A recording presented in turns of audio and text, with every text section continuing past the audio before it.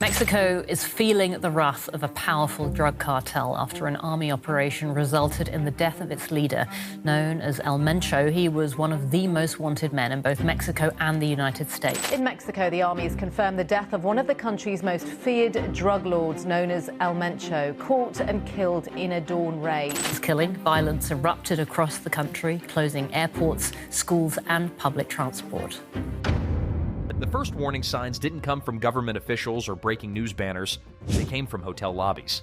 Tourists in parts of Mexico were quietly advised not to leave their rooms.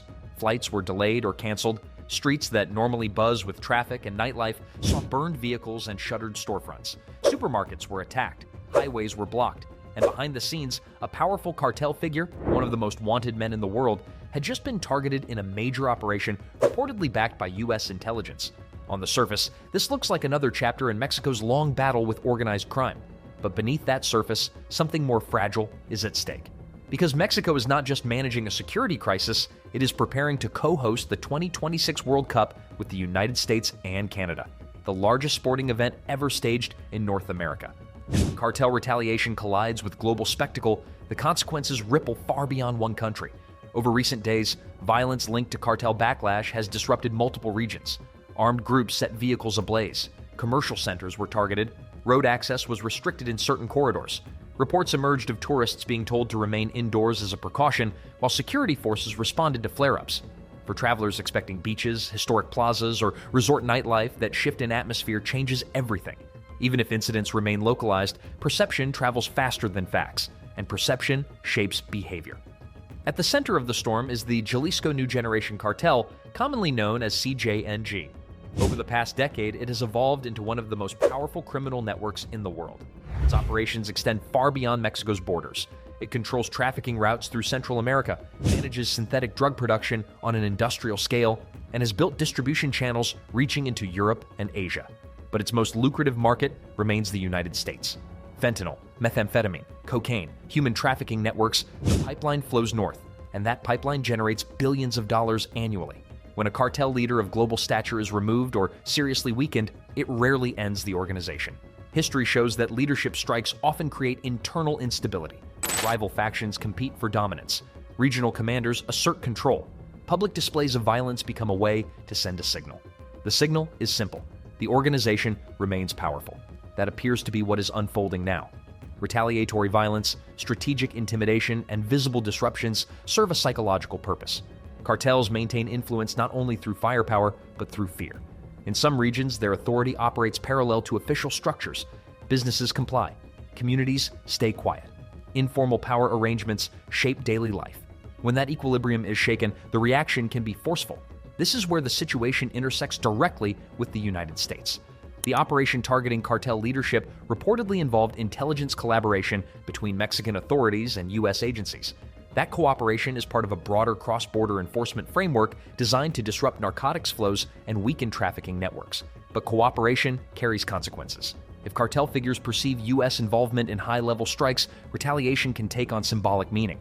It may not target American soil directly, but it can target environments associated with U.S. presence, commercial districts, tourism infrastructure, or international events. And that is where the World Cup enters the equation. In 2026, Mexico is scheduled to host matches in cities including Guadalajara and Mexico City. Millions of fans from around the world, including hundreds of thousands of Americans, are expected to travel. The event is designed to project unity across North America, showcasing cooperation between three nations. Major sporting events, however, are more than games. They are complex security operations. They require coordination across federal, state, and municipal agencies. They test intelligence sharing frameworks. They expose infrastructure resilience under global scrutiny. If instability persists or escalates, security planning becomes exponentially more complicated. Even localized violence can influence travel advisories. If the U.S. State Department elevates warnings in certain regions, insurance policies may shift. Travelers who proceed despite advisories could face reduced coverage. Evacuation logistics become more complex. Diplomatic channels come under strain. And beyond logistics lies psychology. A family planning to attend a World Cup match does not evaluate risk the same way as a security analyst. Images of burned vehicles and armed convoys carry emotional weight. Even if venues remain secure, perception can dampen enthusiasm and alter tourism flows. Economic implications follow quickly. Hospitality bookings fluctuate. Airlines adjust schedules. Security budgets rise. Visible federal presence increases around venues. Visibility itself changes the tone of an event meant to symbolize celebration. There is also a political dimension. The fentanyl crisis has reshaped American domestic debate for years. Drug-related deaths have affected communities nationwide. Border enforcement remains a central policy issue. If cartel violence intensifies in Mexico and appears linked to U.S.-backed enforcement actions, the issue could quickly re-enter political headlines. Trade relations, immigration policy, intelligence cooperation all sit within the broader U.S.-Mexico relationship. That relationship has endured tariff disputes, diplomatic tension, and evolving enforcement strategies. Yet it also depends on deep economic integration. Cartel retaliation that destabilizes key regions complicates that integration.